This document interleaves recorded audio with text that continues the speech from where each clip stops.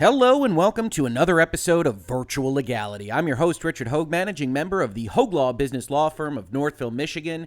And today we're going to talk about something that we talked about a little bit last week that I didn't actually know was going to make as many waves as it did throughout the video gaming journalist sphere. I've got on your screen right now an article from The Verge that is from October 14th, so just about 5 days ago, that is entitled as follows. Sony will let PS5, PlayStation 5 owners record their voice chats and snitch on fellow players. Subheading, the perhaps unwelcome feature arrived as part of the PS4's 8.0 update. And the reason this made waves when it did is to Sony's credit, and there won't be a lot of credit given to Sony as part of this video, so I want to make sure they get it when they deserve it.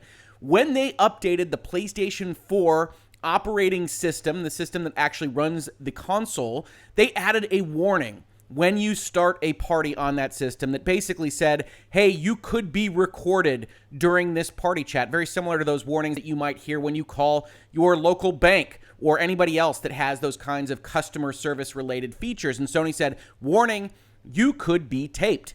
Now, as it turns out, this wasn't much of a surprise to me personally, because last week I did a video at the behest of the PlayStation 5 Reddit thread that asked me to talk about those terms and conditions before people had really agreed to them, before they had adopted the 8.0 update to their operating system on the PlayStation. I said, so what's in those new PlayStation terms? And one of the things that we dived into that I called out as potentially a problem was this Section 6. So if you haven't caught that video, I'm going to go over this very briefly right now because it really pertains to what we're talking about and also belies some of what we will hear Sony saying about what they can do and what they intend to do with the information they're collecting on somebody that uses a PlayStation product. So first we see in Section 6.1 that we've got a definition here. This is for capital U, capital I, user information.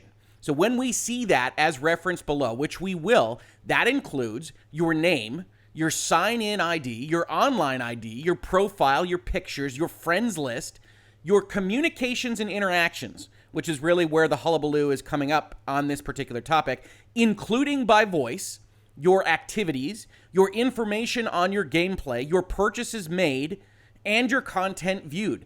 Everything in that list is included in the umbrella term user information, which we pointed out when we looked at these terms in our hour-plus-long video last week. We also pointed out some problematic language that Sony had included in these terms with respect to that user information. You see them highlighted in orange and yellow on your screen right now. They say you may have an opportunity to share or permit us to share your user information relating to your account or activities on PSN via third-party services. If you choose to do so, use or distribution of your information on any third-party service may be subject solely to that third party's terms of service and privacy policy. Sure, if you're going to submit your information to somebody outside of Sony, know that it's going to be subject to their terms and conditions as well as ours, and please review those documents before sharing your information. But here's where the rubber hits the road. It's in yellow. You hereby authorize us to use, distribute, copy, display, and publish your user information without payment to you. Now, when we talked about this term last week, one of the things I said was this isn't that unusual of a concept insofar as if the PlayStation Network and the PlayStation 5 or even the PlayStation 4 is allowing you to do something by pressing a button, you need to license to Sony their rights to use that information that you have given to them in order to facilitate whatever that button does. You see this on terms and conditions in things like YouTube, which you're currently watching, or on Facebook or on Twitter that says, hey, if we're Twitter and you retweet something from somebody, we need to make sure that Twitter, which is going to be mechanically facilitating that distribution of information, got a license for the copyright from the original author of the tweet. And that all makes sense, right? If you think about all of these relationships that you have with these companies, it makes sense that they need at least a limited license to do whatever it is that they are purporting to do. What I pointed out when reading these terms is that this doesn't limit their rights to what they put forth in this paragraph, right? They have a lot of language that talks about third-party services, and then they have a blanket umbrella term that just says, hey, regardless of what we just said in this paragraph, you authorize us to use, distribute, copy, display, and publish your user information, which includes your communications, voice and text, without payment to you and really without any other restrictions that we can see reading these terms of service. We can distribute it, we can use it, we can copy it, we can display it, we can publish it without really anything that you can do about it. So that was a problem in and of itself. But where recordings came in, it became more obviously a problem. So they say some content, capital C, this is the functionality of the PlayStation Network, may have features that allow your user information to be recorded by a user and distributed to any third party publicly, including users outside of PSN. And this is where they really kind of hid that concept that they were going to do this audio monitoring, this moderation of people on an audio basis, that everybody was going to be potentially subject to these recordings. But again, we have that umbrella terminology added in. You agree that any third party may record, use, and distribute your information for any reason without any restrictions or compensation to you.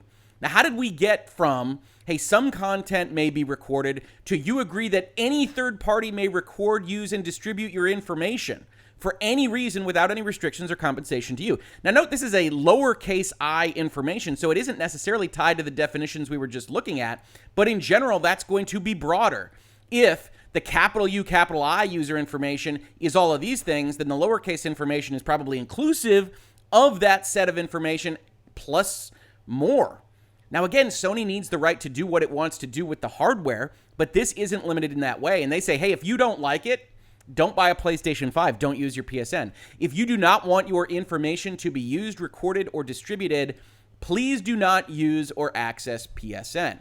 Which brings us back to this overall topic, right? One of the things that came out, and this is just the Verge article, but there are really dozens and dozens of articles of people that were complaining about this when they saw the warning on their PlayStation 4s. And you can see just from the phraseology, snitch, and people recording you. It just feels uneasy. You're playing a video game. Why should this have to happen? One of the things people ask is, hey, is this illegal? I don't consent to the recording. And if you go and you look at something like the California Penal Code Section 632, you see that a person who intentionally and without the consent of all parties uses an electronic amplifying or recording device to eavesdrop upon or record the confidential communication of another, they'll be in big, big trouble. Right? But from a legal perspective, that's exactly what these terms are trying to do, right? They say some content on PSN may have features to record. You agree that any third party may record. This is your consent. Sony is trying to establish that everybody that uses a PlayStation 5 consents to these things. Now, I know a number of you are going to come into my comments and say, this doesn't play in Australia or in the European Union or maybe even in my state, and maybe it won't. One of the things that happens in these terms of service is they say, hey, if anything is illegal, if this is beyond applicable law, it doesn't apply. But they want to have the baseline rule in place that you are consenting to this recording. That's why they included it in the first place. They are trying to say that you have consented, you can't get in trouble. Now, it's worth noting that even in a two-party consent state like California, which has a very strong restriction, you have a definition of confidential communication, which is all this section applies to, that already probably takes something like a PlayStation 4 party out of the equation.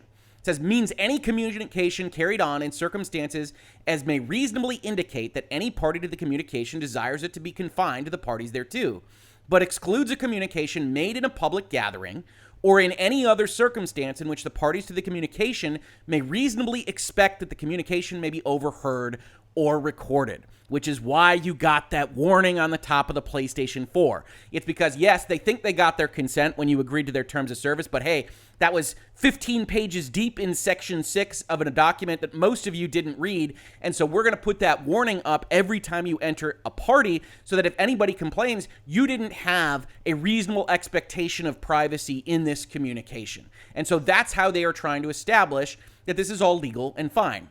And maybe it is legal and fine, but it does have practical implications and problems, which is why on October 16th, 2 days later, you saw the PlayStation blog try to clarify the situation here. And that's how it was really described in a lot of the articles and headlines that I saw, whether in Eurogamer or elsewhere, that basically said this is PlayStation coming out and clarifying what it can and cannot do. Or as they describe it, details on new voice chat functionality coming to PS5. Managing online safety is an important part of ensuring our performance. We believe that it's critical that gamers be able to quickly and accurately report abuse or harassment, if they experience it while on the PlayStation Network. So remember, we just looked at language that said any third party can record for any reason. If you don't like it, get off the PlayStation. And now they're targeting very specifically that they only want this for moderation. As part of this initiative, we've been preparing to roll out a new feature on the PS5 console that enables gamers to report verbal harassment through a new voice chat reporting function. Its sole purpose is to help in reporting of inappropriate behavior, including actions that violate our community code of conduct. Please note that this feature will not actively monitor or listen in on your conversations ever, and it's strictly reserved for reporting online abuse or harassment. Now, how does it work? It says once the PS5 console launches, if a PS5 player needs to file a harassment report, they will be able to include up to 40-second long voice chat clips in their report, 20 seconds of the main conversation with the other player, plus an additional 10 seconds before and after the conversation selection. So it sounds like there's some kind of rolling recording that's happening, probably pretty similar to the share functionality of a video that they use, where it's got some kind of content from the past that you can include in the video that you're putting up on Twitch or Twitter or wherever. They also say there won't be an option to opt out of this voice chat recording function because we want all users to feel safe when playing with others online, not just those who choose to enable it. So we've got this situation now where Sony says its sole purpose is to affect moderation. And please note that we won't be actively monitoring or listening in on your conversations, except that we will be recording on a kind of rolling basis somebody that can go back and get 20 seconds that they want to submit to us, but that the whole purpose of this is strictly reserved for reporting online abuse or harassment, which is not something that you see reflected in these terms of service, and which we will get back to in a second. Now, they do tie in all of this to the code of conduct. They say we only want you to be able to report folks on a code of conduct basis. But as we talked about last week, they've expanded some of the language in their code of conduct, right? You can't promote hate speech. You can't create communication that disparages anyone based on their physical ability or other personal trait, right? And to the extent that there's smack talk happening online, if you suggest that somebody isn't great at Street Fighter or Mortal Kombat, does that fall afoul of 5.3? Does it fall afoul of 5.3 if you are particularly vociferous in your communications that disparage their physical ability? I don't know. I don't know any of these questions. And the real problem is the penalty for these kinds of things is potentially suspension or termination of your account. So if you're buying games digitally, if you have the PlayStation 5 digital edition and somebody somewhere decides to record you and PlayStation SIE determines that you were disparaging their physical traits or whatever else it might be as a violation of their code of conduct, including, being disrespectful to Sony employees, they can take away all of your games.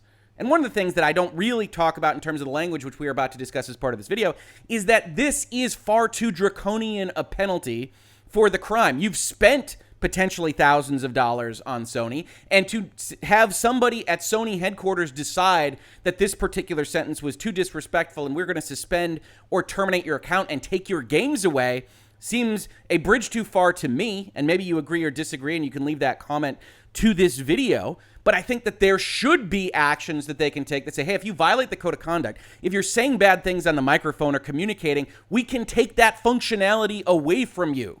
That you shouldn't lose the $60 you spent on some game that went to us that we made money from, but that we can otherwise prevent you from making this environment bad for other people. I am sympathetic to Sony and PlayStation looking at communities of anonymous users and saying, hey, I don't want to turn my microphone on in Call of Duty because I don't have fun with that.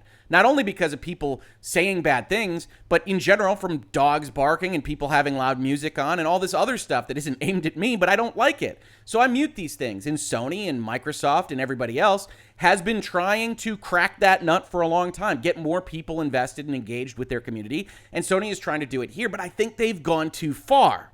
And I think a lot of people do think that they've gone too far, which is why just a day after that blog post went up, you see a tweet from PlayStation that said, hey folks, just wanted to let you know that we're looking into your feedback on the recent changes to parties on PS4. Thanks for speaking up. We'll keep you posted. Now that's a very kind of conversational tweet. Who knows if anything will come out of it, but one of the things I like to impress upon people here in Virtual Legality is that folks come in and they leave comments to my videos and they say, oh, these terms of service, you've identified some really good stuff, but what can we do about it? And I always say, hey, the first step is knowing that they are there. knowing that they have those provisions in place, knowing that even though they put out a blog post that says, hey, we'll only use these recordings for this purpose, the actual section of their terms of service doesn't limit them in that fashion. Says, in fact, that they can use what they got for any reason whatsoever. And if you don't like it, you can leave their ecosystem. And to acknowledge that what we need is better and more information about the terms of service, hopefully through places like Virtual Legality and maybe other YouTubers, other YouTube lawyers, maybe your own counsel, if you want to hire somebody to look at these kinds of things for you, but to not let the Sonys of the world off the hook. And I think this is a great acknowledgement that when you have this kind of tumult, when you have Reddit threads about it, when you have people actually reading these kinds of things, concerned about warnings, that you can get the attention of a major corporation like a Sony or like a Microsoft and have this conversation with them. But it is worth noting that regardless of what they say in their blog post, regardless of what they say in their tweets, the language that we looked at the top of this video still allows them more than what they should need to do these kinds of things. So one of the things that I do in my day job is I help folks negotiate contracts. Now, consumers don't generally have the power to negotiate a contract like this. We call these contracts of adhesion. You can click through it or you don't have to. You can get your PlayStation 5, you can access the PSN, or you can go away. But we can still look at what I would do if we had equal leverage, if we had the power to negotiate this contract and the kinds of things that I would ask a Sony, right? So when we talked about the very first section here, I noted that the "you hereby authorize us to do things" wasn't properly tied to the rest of the paragraph, right?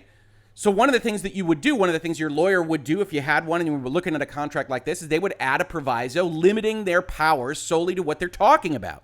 So you can see in red here that I say, "you hereby authorize us to use, distribute, copy, display, and publish your user information, sure, to the third-party services you have elected to use without payment to you." This whole paragraph is about my using third-party services. If you choose to do so, use or distribution of your information may be subject to their terms of service, all this stuff. This sentence here, that I'm giving Sony some right, should only apply to Sony getting that information out to the third-party services I've elected to use, not from some broad right to use, distribute, copy, display on the behalf of SIE for any reason ever. We need to limit those kinds of things.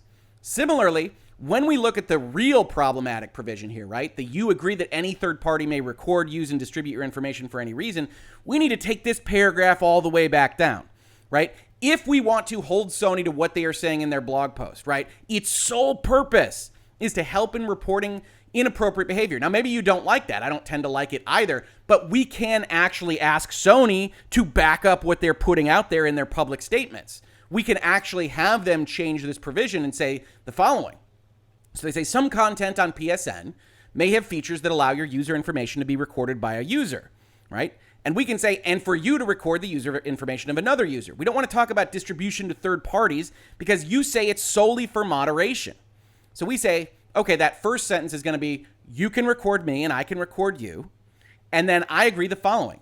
You agree that you or any other user on PSN may record and deliver user information to SIE, to Sony, through the functionality of content on PSN, through the PSN button. We're not talking about recording things on microphones outside of the Sony environment or doing other things, right? All they are talking about, ostensibly in their blog post, is people using the functionality provided in their operating system on the PlayStation 5 to record others. So we can limit their term to that. You agree that you or any other user on PSN may record and deliver user information to SIE, not to any third party, through the functionality of content, capital C, the PSN functionality, solely for the purpose of permitting SIE to confirm compliance with the code of conduct described in Section 5 of this agreement and without any other restrictions or compensation owed to the user to whom such user information relates. You limit this concept, not so that it is broad, not so that it's you agree that any third party may record and do anything that they want without restrictions. Instead, you say, what did you just say in your blog post? Let's get your terms of service to match up with what you said. You agree that you or any other user may record.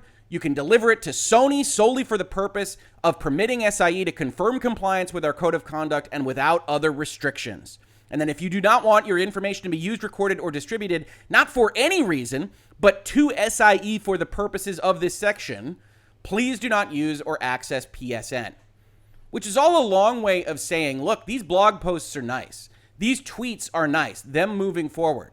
But until you actually get the legal language changed, Sony is always going to be able to double back on this. They've made certain statements in things like blog posts, but those aren't legally binding. And if this does concern you, and I think it's justified to concern you, then the ultimate goal should be to see tweaks and changes to this language, to put forth that there are better ways, that Sony doesn't need these extra rights here. We can limit it to third parties. That Sony, if it really is the sole purpose of all of this, should put it in writing.